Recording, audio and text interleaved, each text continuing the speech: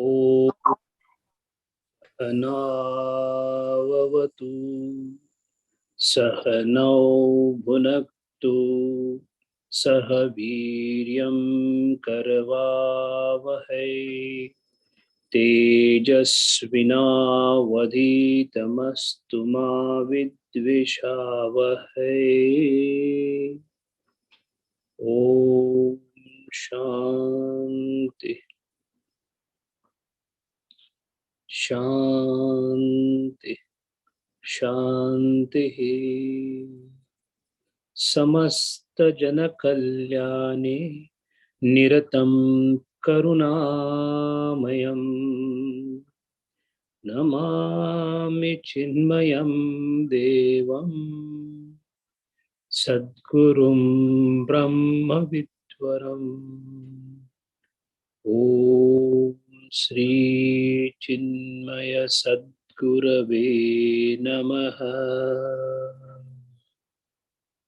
योगेन चित्तस्य पदेन वाचां मलं शरीरस्य च वैद्यकेन योपाकरोत्तं प्रवरं मुनीनां Patanjali प्राञ्जलिना नतोऽस्मि। Hari Om. We are in the Vibhuti Pada, the third pada of Patanjali Yoga Sutra. In the study of different vibhutis or the siddhis that the yogi gets, we are reaching to the ultimate destination. There is a series of things that are conquered by the yogi as he moves from the sthula towards the sukshma and further inside towards the recognition of prakriti. The entire universe is manifestation of two things, the bhutas and the indriyas. There is something to be perceived and there is a perceiver. If these two are not present, universe is impossible. Cosmos, as we call it, is nothing else but grahitru, the one who perceives, and grahya, the objects, and the act of grahana, perception. There is to be something, there has to be something to perceive. If there's nothing to perceive, universe can't sustain.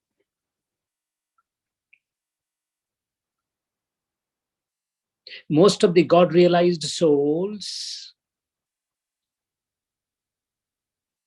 have nothing left to perceive. The reason is, Indriya Kruta perception is not the way the realized soul looks towards the world. The embodied soul, the Upadhi Kruta Jiva, the bonded Jiva, from the standpoint of Ahankara or ego, Vikrut Ahankara, is the only one who perceives this world, or else it is not existing. That's what precisely Gaudapada said when he spoke about Ajatavada. Ajatavada meaning the world has not existed. It is not born at all. But for whom? For the one who has gone beyond the perception by the Indriyas of the Bhutas. One who possesses Indriya has to feel himself or herself separate than the Bhutas to perceive it. The one who feels that the Indriyas and Bhutas have no difference at all cannot perceive it. One cannot be perceived. To perceive it, two have to be there. Perceiver, something to be perceived, an act of perception. So the universe is nothing else but Bhuta object to be perceived, and indriya. In relation to this, when the yogi starts doing sanyama on the bhuta, and the immediate bhuta that is perceptible to us is nothing else but the sthula Vishwa. Pradeep ji, Nagaraj ji, Himanshu ji, trees, mountains, stone, a murti of Narayana, shaligram. These are sthul objects of perception. And we see them every day through indriyas. Indriya kruta grahana, we do every day. That is what exactly the vyavahara is. The transactional world of ours is limited only to the perception of sthula objects. And that too, rupa and nama. It ends there. There's nothing beyond that we know about it. But all these sthulas or the bhutas that are perceived by the indriyas are nothing else but the final manifestations of something that had started long back. Every single object in the universe, every single sthula bhuta in the universe can be classified, segregated, properly classified, and then can be probed into the deeper aspect of every bhuta. Similarly is the case of every jiva. If everything has emanated from one, then it should be a possibility that we must be able to resolve all that is multiple into one. This journey from multiplicity towards the oneness is nothing else but doing the sanyama on each thing and move towards the inner side of everything. Take a stone of shaligrama, focus the attention on it. Do dhyana dharana samadhi, that is sanyama, on shaligrama, and the shaligrama explodes. And it is no more a stone. It starts showing the inner traits or characteristics of what it is made up of. It is made up of Panchamahabhuta. So the process of Panchamahabhutas turning into the stone called Shaligram is laid bare to the yogi. Now he starts focusing or doing Sanyama on those subtler aspects. The subtler aspects are not seen, known, or within the ambit of our intelligence. The reason for that is our intelligence is not enough penetrating and sharp because it is affected by mala, tamas. Only when the tamas and rajas goes down, sattva glorifies the buddhi. That is the time you are able to dissect into the objects and go towards the inner aspect of the objects. And this process of going inside of the bhutas leads to subtler and subtler aspect of the bhutas. Knowing this subtler aspect or knowing an aspect of a thing is controlling the thing. I'm able to hold the tissue paper in my hand because I know the nature of the tissue paper. I'm able to grab it. But this tissue paper is made up of, let's say, an element called oxygen. Can I grapple with the oxygen? I cannot. Can I hold on to the vayu? Can I hold on to the akasha? Can I hold on to the gravitational power? No. I get affected by the gravitational power, but I don't have a power to empower the gravitational power or control the gravitational power. It's because I do not have the ability to control it. What it means is, as we go inside, and if you fulfill this sanyama or the concentration on that aspect, a further aspect, the further door is open to us. And that is how we saw that the manifestations in this world, all these thulas that we see in multiple diversity, millions of varieties that you see, all have been classified by the Sankhyas into Pancha Mahabhutas. What a great classification it is. Everything that is seen around is classified in Pancha Mahabhutas. It's not an easy task. Only an illuminated intellect can do that, which Panchashikhacharya, Patanjali Maharaj and Munis of that order, in their higher state of consciousness, could see it very clearly, and they have grouped it into Pancha Mahabhutas. The science keeps on focusing on the varieties.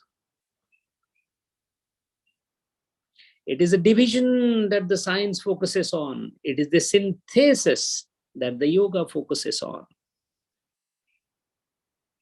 Of course, the fundamental physics, which is now more focusing on the quantum mechanics, is coming closer to identify some unanimity amongst the manifested universe. And that is why we have unified theory, as they call it in physics. It's an attempt to make unification of the multiplicity by the science. However, the field of science focuses only on the sthula and a relative aspect of the sukshma.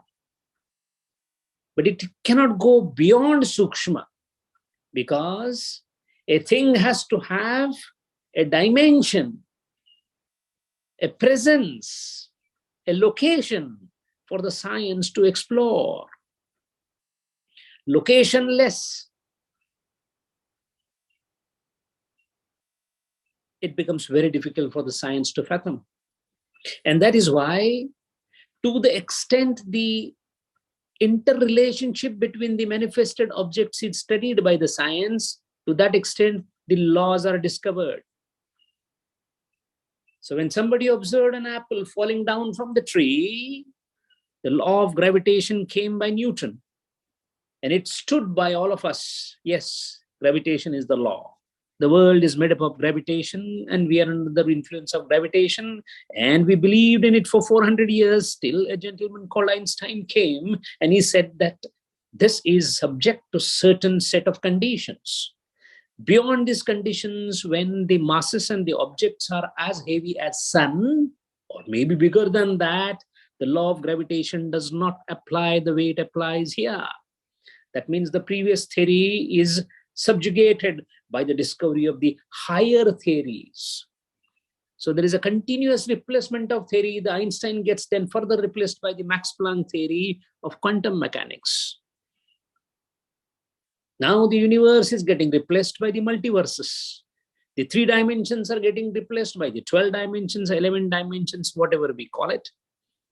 What it means is the theories of science will continuously keep on changing, because they are only focusing on the matter. The yoga focuses on matter, mind, and consciousness, which together forms the visible manifestation of Prakriti. And to know its entirety and its nature, the yogi relies upon the mind, the buddhi, and its concentration power, rather than an external aid like telescope, periscope, or microscope. That is the difference between the science and the yoga.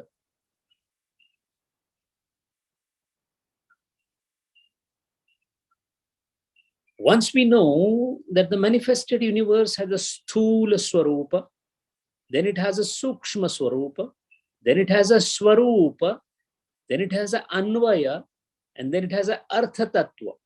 So there are 5 levels of evolution through which one has become many. And it's a great discovery by Patanjali Maharaj. Of course, it was discovered earlier than that, but he was the one to narrate it in the Sutra Baddha form in Yoga Sutra.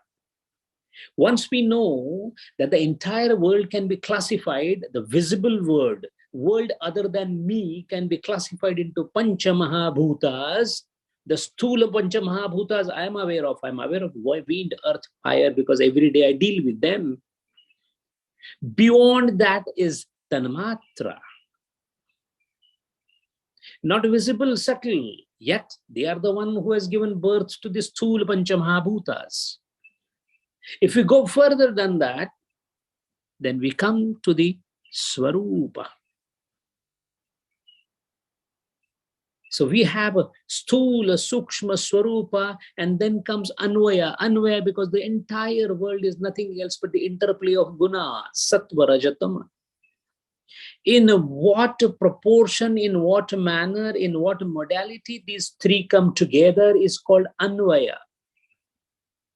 Beyond the Anvaya is Artha Tattva, that is precisely where Purusha and Prakriti under mysterious way influence each other to form this world. So the yogi rides on the manifestation of the grossest types and keeps on crossing the boundaries one after the other through the Sampradnyat Samadhi and tries to reach to the root of the bhutas. With every single step inward, yogi becomes master of that particular place. So that is why a yogi that has actually moved from the Sthula to Sukshma to Swarupa to Anvaya to Artha Tattva, because Artha Tattva is the beginning of formation of the entire universe, the yogi comes to rule the entire universe, and it is called Bhuta Jayaha. Why it is called Bhuta Jayaha is because the bhutas that have already come in existence, the bhutas that may come in existence, bhutas that have already come into existence, everything, the entire gamut comes under the control of yogi. And because of that, he gets different types of siddhis.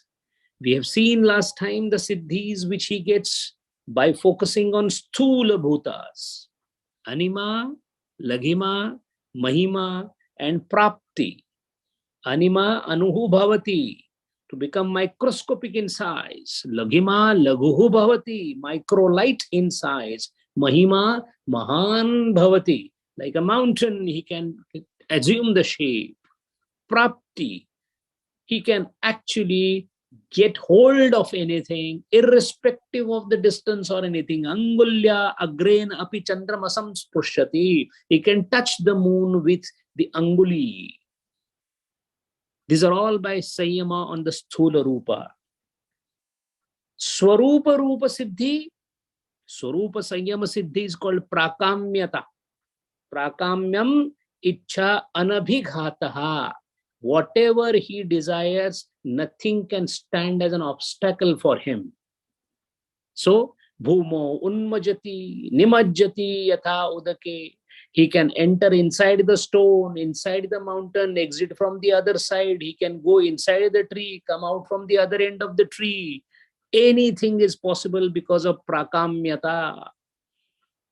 Sukshma Rupa Sanyama, if he does, he gets the next siddhi called Vashitva.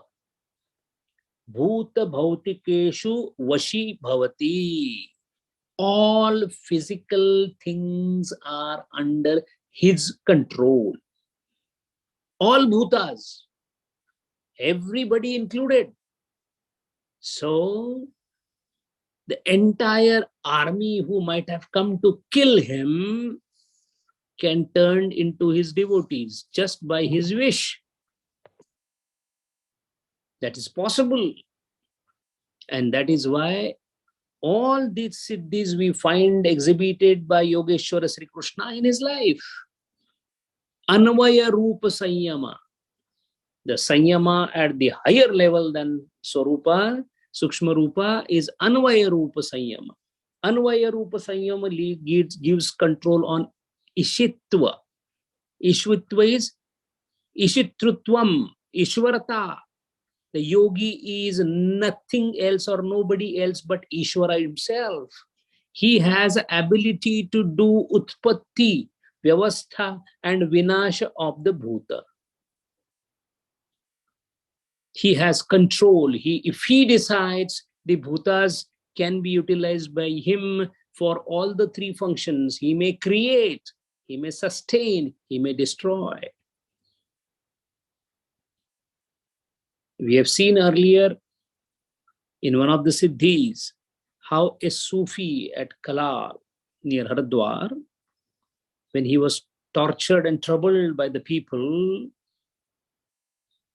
he gave a curse to the earth that not a blade of grass will grow there for 300 years, and it didn't. And as long as an area of almost 18 miles. Yes, that is possible by Ishitva. And the further and the last Siddhi in Ashtada Siddhi is Yatra Kama Vasayitva. Yatra Kamaha Avasayitva, meaning thereby Artha Tattva Sanyama. This Sanyama is the most difficult and the last of the Sanyama, because Artha Tattva is nothing else but a Bhoga Apavarga, focusing on Prakruti in entirety and understanding its difference with Purusha. This is only possible when there is only Sattva remaining in the person. The Raj and Tama is in minuscule form in such an yogi. Because of the brilliance of Sattva Guna that he has, he gets what is called Yatra Kama Avasayitva, or it is called Satya Sankalpa. What is Satya Sankalpa? All the bhutas, tanmatras, bhautik vishaya not only obey yogi, he can order and reorder the universe. This is the highest of the siddhi that one gets. Imagine the entire universe being dissolved by him at his wish and recreated by him at his wish and maintained by his wish and whatever Satya Sankalpa. A question comes to the mind. So many munis have reached, not many, but yes, quite a sizable number have reached that stage. Then why is it that suddenly they don't destroy this universe? And the answer to that is because the munis, even if they wish like Ishvara, Ishvara has already done his Satya Sankalpa and that is getting executed. That is why another new Satya Sankalpa cannot be made by the Muni, because he becomes one with Ishvara. That is why what is going on because of Satya Sankalpa of Ishvara. A new person assuming the role of Ishvara becomes Ishvara, and the same Satya Sankalpa continues. The Sutra further says, this Ashtada Siddhi talks about, and then it says, Kaya Sampat. Such a yogi receives sampannata of the Kaya, because he is still in the body, he still has a Sharira. So there are some changes in his Sharira also.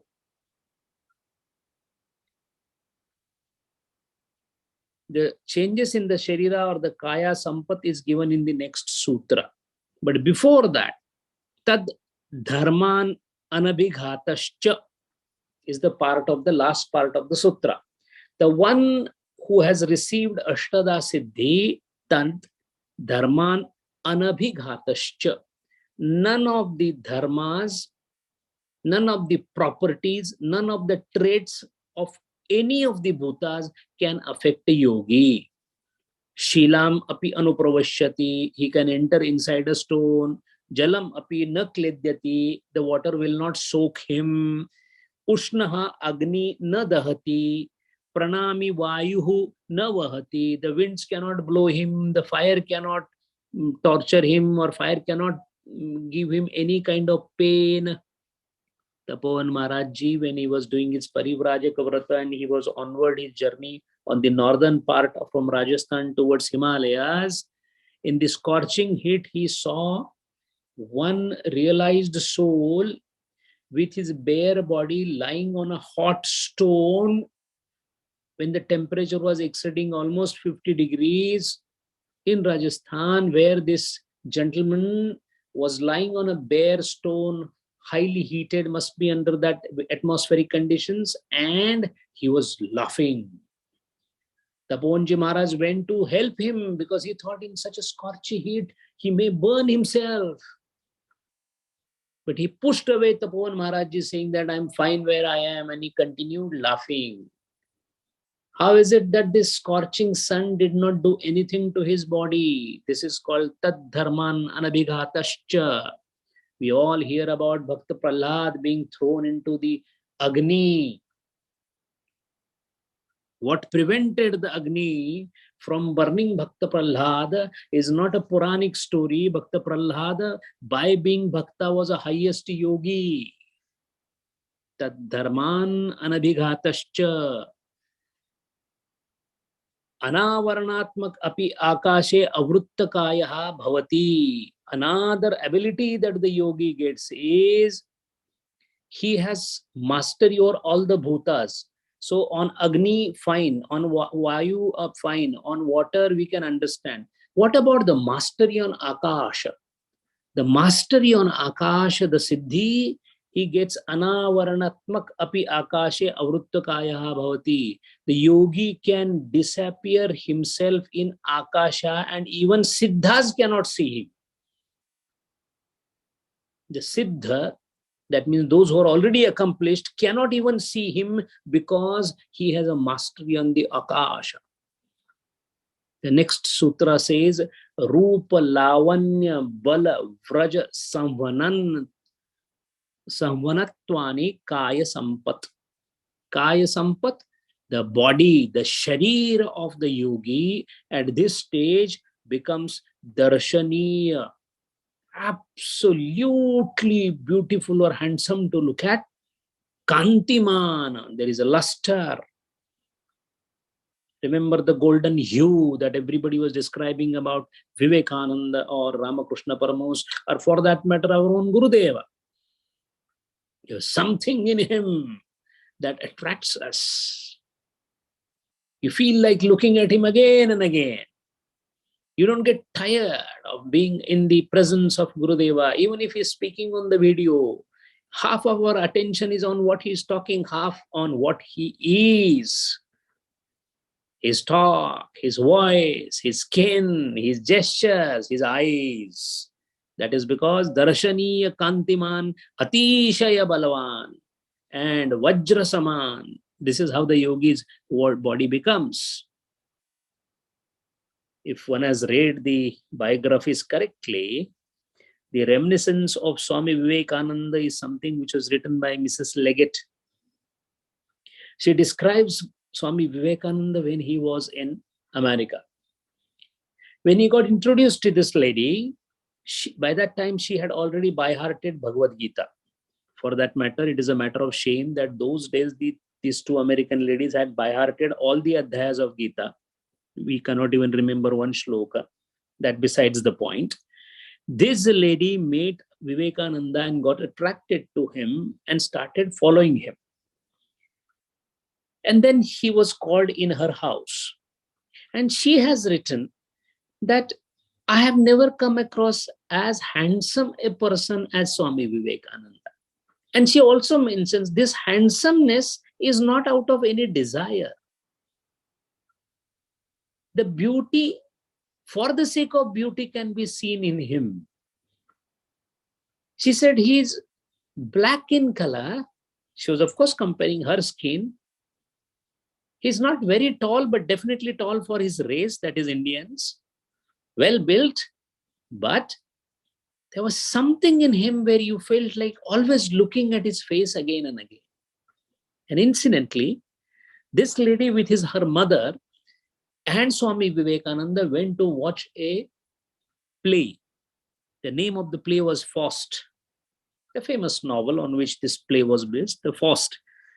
While watching Faust, the old lady, the mother of that lady, was telling Mrs. Leggett that please look at what is happening in the play.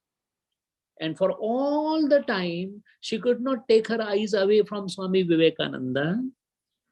And she has written that when you have somebody as attractive, as charismatic, as beautiful as him, and it's a godly or divine beauty, you don't feel like watching anything other than that.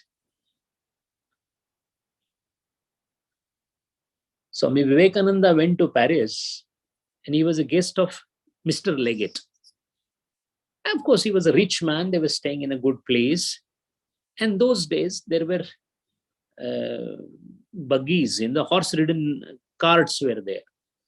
Those people who were having this horse-ridden cart, was those people who were carrying you from one place to other place, were called courier.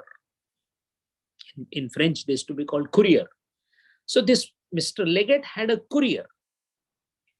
Every time Swami Vivekananda used to get down to go out with Mr. Leggett or alone also somewhere through this horse-led car, the gentleman, this French gentleman who was a courier, used to say that, "Oh Maharaj, please have a seat."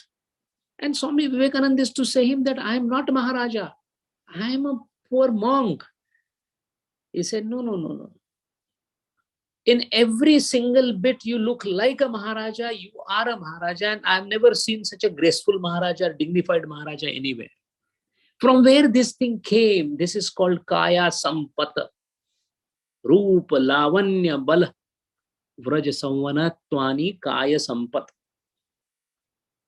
So far, the siddhis we are talking are about the siddhis of the bhutas, the Pancha Mahabhutas, all the objects that are made up of Pancha Mahabhutas.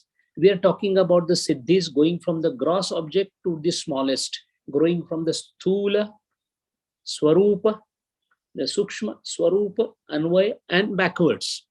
Now,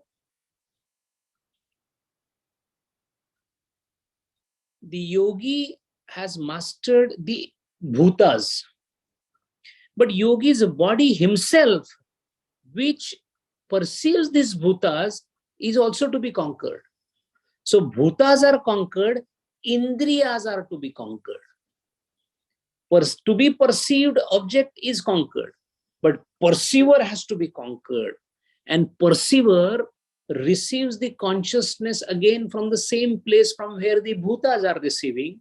Bhutas modify in a different way to become Panchamahabhutas, and the same consciousness comes down through Sattva Raja to form this Grahitru, perceiver. So that is why Bhuta Jaya is followed by another concept called Indriya Jaya. Grahana, Swarupa, Asmita, Anvaya, Artha Tattva Sanyamat, Indriya Jaya. Now the yogi is trying to do the Sanyama on the Indriyas. So far he did it on the objects to reach to Prakriti. Now he is doing on his own body, that is Indriyas, and going inwards. What do we know of Indriyas? We know of Indriyas as Karmendriya, or maybe our eyes as Jnanendriya, but these are Sthula Indriyas. These are all objects. They just are used as instruments. But ability for the eyes to perceive the light is something that is there inside the Indriyas in the subtler form. So, Grahana is Grahanatmaka Swarupa. The eyes are Grahanatmaka. But inside the eyes, there is a Swarupa of Indriyas. Inside the Swarupa, there is Asmita of Indriyas. And inside the Asmita is Anvaya. Inside that is Artha Tattva. Now, as we see, there are two streams. One is object-related stream, Pancha Mahabhuta. One is Indriya-related stream, which is for the perceiver. The last three aspects of both, they differ. The first three aspects, but the last two aspects are same. Anvaya and Artha Tattva. Because even the Indriyas ultimately are nothing else but interplay of gunas. Pancha Mahabhutas are also interplay of gunas. So when it comes at guna level, Anvaya level, they are same. Artha Tattva level, of course they are same. Only down the line at the last three stages, which are Grahana, Swarupa, Asmita.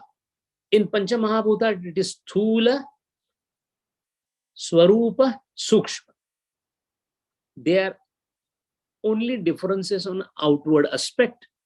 So by doing this Sanyama, so first the yogi, imagine the yogi is meditating upon his own eye. Now he's not meditating on the Pancha Mahabhutas. Now he has started meditating on Indriyas. Now on the eye, perhaps you can meditate by imagining an eye, imagining the skin, because it is in sthula form. Beyond that, we cannot even perceive anything beyond that. What is behind the eye? We don't know. The ability of the eye to perceive the light is existing behind the eye in the form of Swarupa. Behind the Swarupa of Indriya is Asmita. Behind that is Anvaya, and behind that is Artha Tattva. Now the question is, when he's focusing on Grahana Rupa, what is a Grahana Rupa? The most sthula aspect. Grahana Rupa is this eyeball. Now what it does? Vishaya Bhimukha Indriya Vyapara. Eyes see. This act of eyes seeing, if we are able to, through our mind, separate, I am seeing a tissue paper. This is what I understand, because this is sthula. This is my limit of my intellect. But eyes seeing the tissue paper, leaving the tissue paper aside, only the act of seeing is to be contemplated upon. That is called Grahana Rupa Sanyamata. The Indriyas, they cognize the Sparsha, Shabda Sparsha Rupa Rasagandha. These are Grahya. This cognition of Grahya is Grahana Vyapara, which is focused or done Sanyama upon. Further to that, once yogi succeeds in this aspect of Grahana Rupa, automatically the next aspect of Indriyas is open to him. He is able to access it, which is otherwise not accessible. And that is called Swarupa. Swarupa of Indriya. What is the Swarupa of Indriya? Prakashatmaka Buddhisattva. Prakashatmaka. Prakashatmaka means it is Sattva Guna Bharit. Jnanendriyas are Sattva Guna Bharit. So the Sattva, which is manifested in the form of light, that effulgence, the same that is referred into Bhargo Devasya Dhimi, the Bharga aspect is not this light. It is inner light. That light is made as an object of contemplation, which is possible when the yogi arrives at the higher state of consciousness. So this is the Swarup of Indriya. Now, every Pancha Mahabhuta has a Tanmatra, which are subtle, which are not seen, which are not perceptible to Indriyas, but every Pancha Mahabhuta has a Tanmatra. Similarly, every Swarupa, every Indriya has a subtle Swarupa like Tanmatra, which is called Asmita. This Asmita is not to be confused with Ahankara. That is a different thing altogether. What we saw in Sasmita Samadhi, that is different. Asmita means something that is similar to Tanmatra of the Bhuta. Technically speaking, if one is interested in the definition, Indriya is a vikar of Sattvic Asmita. Indriya is a Vikruti of, because we have Prakruti and Vikruti. So Indriya is vikar of Asmita. So on that Asmita itself, the contemplation, see, Asmita itself we can't understand. It is so difficult to take it into the head. Imagine focusing on it and doing Sanyam on it. This ability is not a simple ability. Only the yogi who is reaching higher state of Vairagya and Sattva Guna, for him automatically this door opens. Further to that, then the yogi reaches what is called Anvaya Rupa. What is Anvaya Rupa? There are two aspects in every Indriya Vyapar. One is Jnanatmak and Jneyatmak. When I see a pen, I know this is a pen. This statement has two aspects. One is knowledge of the pen. The pen, the writing pen, the knowledge of that particular pen. And this pen is known to me. So knowing the pen is separate than the pen. The pen, I know. But I have knowledge of the pain is different thing. Of the pain is one part, and I know is another part. The knowledge part of this knowing an object is called jnanatmaka bhag, and this knowing or knowledge of pen itself is called jneyatmaka bhag. Jneyatmaka means it is called a grahyakar, objectified knowledge. The object's knowledge is grahyakarata. Pure knowledge is called grahanakarata or jneyatmakata. So during the sanyama of asmita lakshana, the jneyatmaka bhag, the jnanatmaka bhag, that jnanatmaka bhag is contemplated upon, the jnana is contemplated upon. So in everything, in every perception, three things are there: object, perceiver, and process of perception. Now, object is of course eliminated. So that is jneyatmaka bhag. Perception is the process, that is a procedural part. And there is a third part, the one who perceives. I become knowledgeable. When I become knowledgeable means I get something which is nothing else but the jnana. That jnana part is to be done sanyam of. It is called asmita, and that is called asmita sanyama. All this is very difficult to understand even theoretically. Doing sanyam or focus and concentration on that, because we are only used to focusing and concentrating on the object of a Vithala or Narayana. But all these vistas are open to yogis of higher order. How do they do it?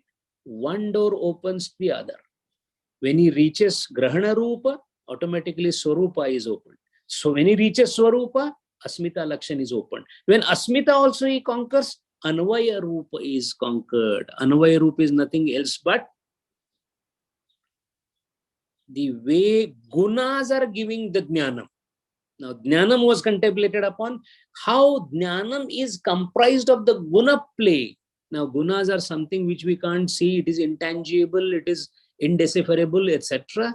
But during the deep concentration, it is possible to see how the origin of jnanam, secular jnanam itself is happening. We are not talking about absolute knowledge. We are talking about secular knowledge, because this is pertaining to one particular grahyata, indriya. We are focusing only to a restricted jnanam, secular knowledge. So that is why anvaya rupa. And of course, further to that, when yogi goes up, he comes close to the last point of indriya functionality, which is how the Purusha or the consciousness gives the light to the Prakriti so that you come to know about everything. Now that is the last part, because that is where you come to know that the whole cognition in this world is nothing else but Shuddha Sattva Guna. Now when he knows that Prakriti, he goes at Prakriti level, and he knows through Shuddha Sattva Guna everything that the Prakriti has made, then is it not that this is Kaivalya? It is still not Kaivalya, because he is still basking in Sattva Guna, and Sattva Guna also has to be transcended. That is why Kaivalya is still a step away. But he has reached almost to that level. That is why the yogi that does this Indriya Jaya, by doing Sayama on different aspect of Indriyas, the different aspect are Grahana Rupa, Swarupa, Asmita, Anvaya. Similar to Panchamahabhutas, the names are different, because Panchamahabhuta you start from the external object and reach towards Prakriti. In the Indriya Jaya, this is your own thing. So you start from your own Indriya and go inside, again reach to the same, because this is also manifestation of the same point of Prakriti from which the Panchamahabhuta has manifested. Pancha Rupa Jayat Yoginaha Indriya Jayaha Pradurbhavati. Then he becomes what is called as Indriya Jaya. Now, yogi has two Jayas, Bhuta Jaya, Indriya Jaya. Maharaj, there is nothing left in the universe to be conquered. He has conquered both. All the Bhutas as well as the Indriyas.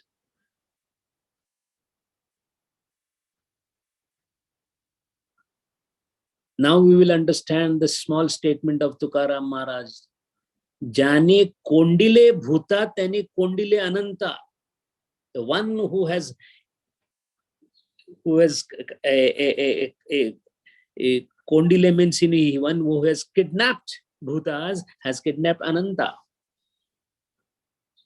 Because the power now that he receives is tato manojavitvam vikarana bhavaha pradhana jayascha. Tato, by doing this indriya jaya and bhuta jaya, the yogi gets manojavitvam. Manojavitva, the fastest thing in this world is mind. There is no speed equal to mind. Manojavitvam. That is why he acquires ability to match the speed of mind. Ability of what? Ability of Sharira, Indriya and Bhutas to match the speed of mind. Meaning, he has to just think of something, both Jnanendriya, Karmendriya wise, and it will be done at the speed of mind. And the beauty is, he can do it through Vikarana Bhava. What is Vikarana Bhava? I can move my hand, how much? Only 2 feet. Why? Because this is 2 feet in length. Beyond that, I cannot go. Why? I am restricted in the body. Indriya Jaya Bhuta Jaya Yogi is not restricted in the body. His Sharira is now the entire universe. So he can reach anywhere without moving. Vikarana Bhava. Vikarana Bhava is reach of the Indriyas without the Sharira. He wants to see at the end of universe what is happening in that galaxy. He can.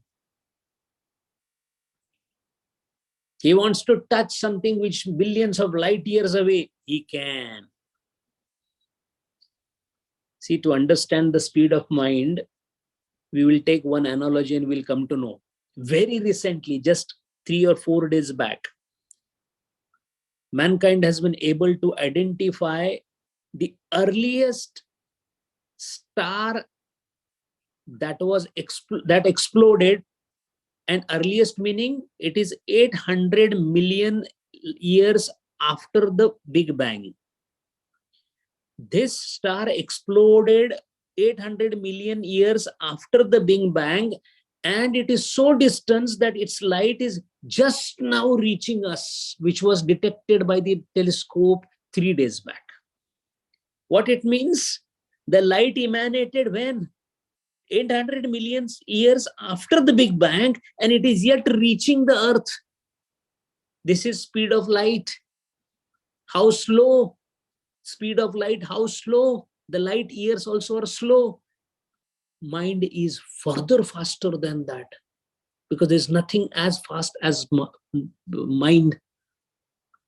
That is precisely what Hanumana is. Manojavam marututulya vegam jitendriyam buddhimatatmam varishtham.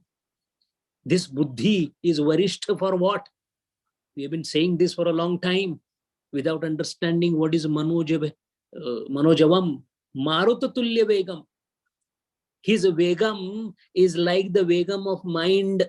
What does that mean? That means yogi sitting here can use anything at the speed of mind. Mind is vibhu parinam. Mind can spread in any direction at phenomenal speed. You think of Mars, you are on the Mars. By thoughts. You think of California, you are there. See the speed.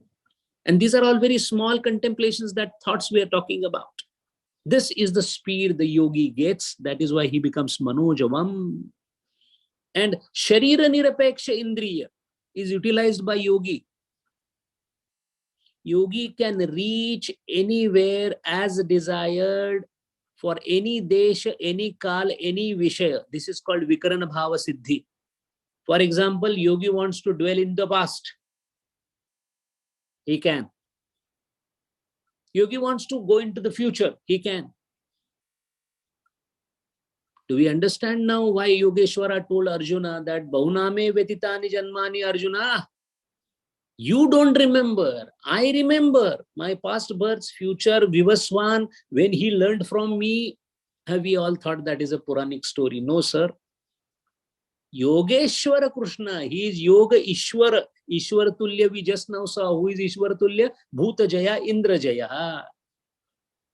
And the last siddhi he gets is Pradhana Jaya.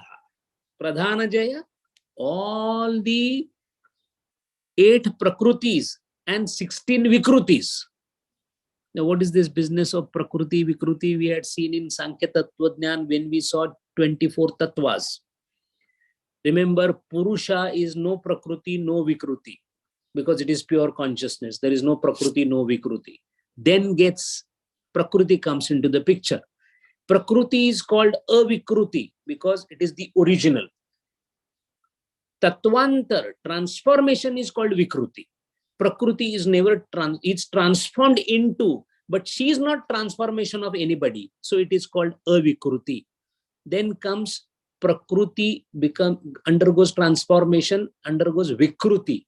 So Prakruti, Vikruti Tattva are Mahat, Ahankar and Panchatanmatras. That is what we call Ashtadha Prakruti. Ashtadha means not those, we always say Panchamahabhuta. No. The Ashtadha Prakruti is Prakruti Vikruti Ashtadha.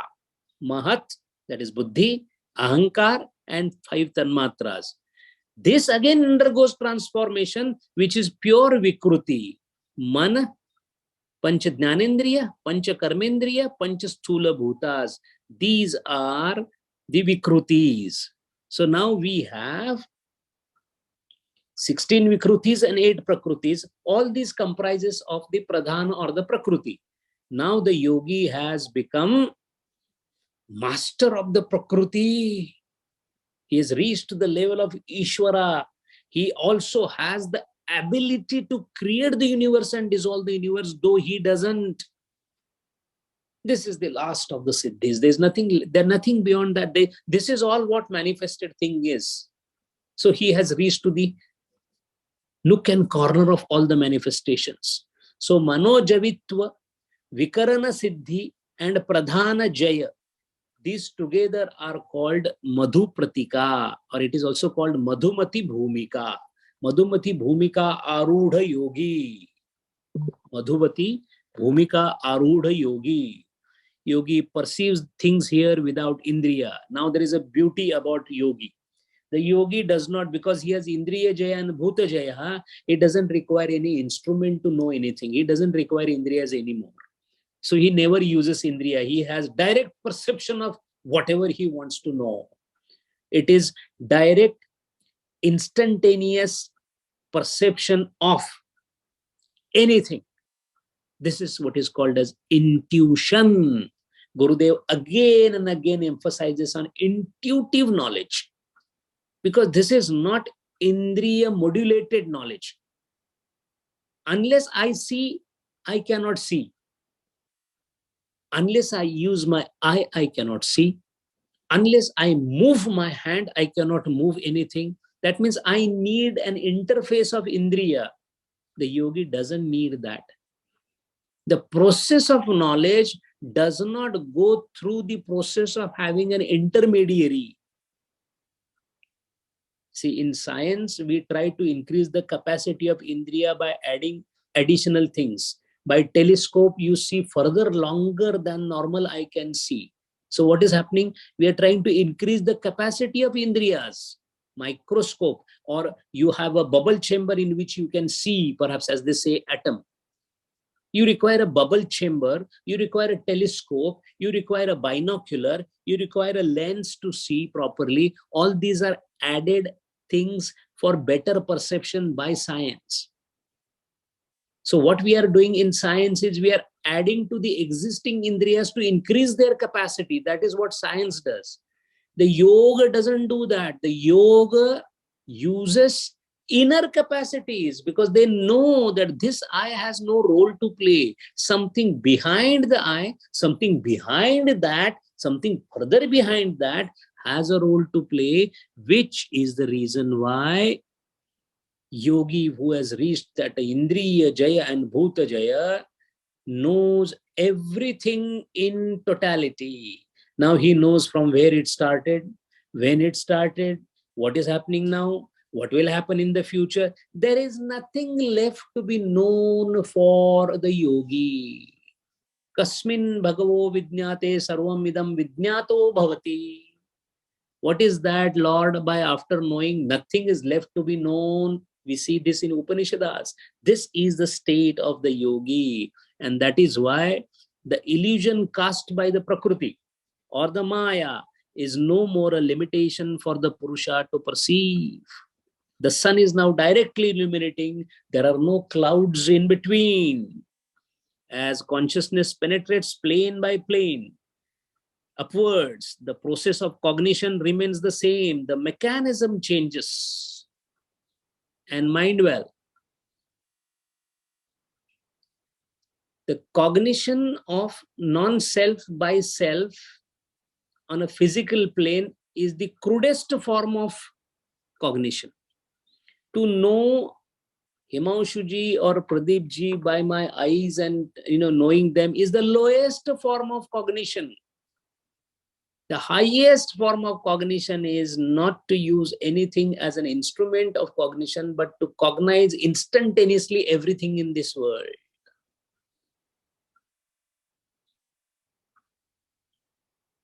No limitations are left, whatever, for him.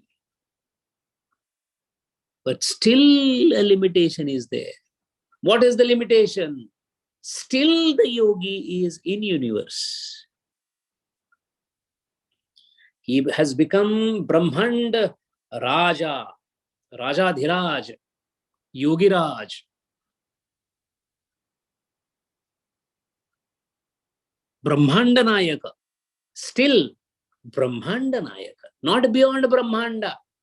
Going beyond Brahmanda is still there. That is the last step. Stepping out of the Brahmanda, nevertheless, he is at a stage where the 49th Sutra tells us, Sattva Purusha Anyata Khyati Matrasya Sarva Bhava Adhishtatrutvam Sarvajnatrutvam Cha. The yogi gets omniscient and omnipotent by establishing in separation of Sattva and Purusha.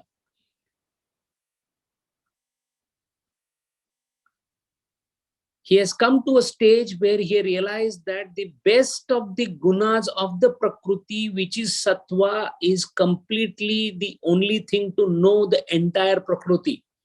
Prakriti is nothing else but Trigunas. Entire thing is made up of Trigunas, of which Tama and Rajas has been conquered by him. So all the manifested objects are conquered by him. Sattva is, he is fully endowed with the Sattva. And because of that Sattva, he is able to see the entire creation as well as control the entire creation and understand that I am the Prakriti, but still I am not the Purusha. That aspect is still pending. It is like amongst the blind people, one gets the vision to see the sun. So he is definitely highly superior because he has the complete control now, because he is able to see the Surya, but he hasn't become the Surya. That's the last stage, which is called Kaivalyam, Purusha Khyati. So the yogi becomes omniscient and omnipotent. When we say omniscient and omnipotent, we must remember that there is one thing that is still lurking there. What is lurking? When I say omniscient or omnipotent means he is able to know anything, he is able to do anything. When you say able to know anything, that means there is a knower. There is something known and the process of knowing. In normal conditions like ours, grahitru, perceiver, object, grahya, and grahana, process of perception, these three are different. I am able to see a pen because this pen is different. than me. So me as a perceiver, pen as an object, and the act of seeing as a perception. These are three distinctly separate, which we are all aware of. Yogi, because of Sanyama, the perceiver and the object of perception become one. The perceiver and the object of perception become one. So Grahitru and Grahya become one. And because of which he gets all the siddhis, all the new revelations. But the fact remains, the grahana still remains. The perception still remains. Grahya has become one with the grahana. But the grahana, perception still remains. So the last step of grahana, when it dissolves, then what happens? There is no knower. Because knower and known, even if they become one, knowing is still there. When the knowing itself is gone, then knower, knowing. When knowing itself is gone, then what happens? Nothing happens. Nothing happens means what's happened? That is precisely what happens. So we will see in the coming session how this sarva bhava adhishtatrutvam, omnipotency, sarva jnatrutvam, omniscience, how this happens and how yogi jumps the final frontier. That is why Kabir Maharaj says, had had tape wo auliya. One who goes one by one step higher in the consciousness. Had had tape wo auliya, be had tape wo peer. Had behad dono tape wako naam fakir. The one who has achieved Kaivalya Pada. How that is done is the subject of discussion in the next session. Hari Om. Om Purnamada Purnam Nidam Purnat Purnam Udachyate Purnasya Purnamadaya Purnameva Vashishyate. Om Shanti Shanti Shanti. Harihi Om Sri Gurubhyo Namaha. Harihi Om.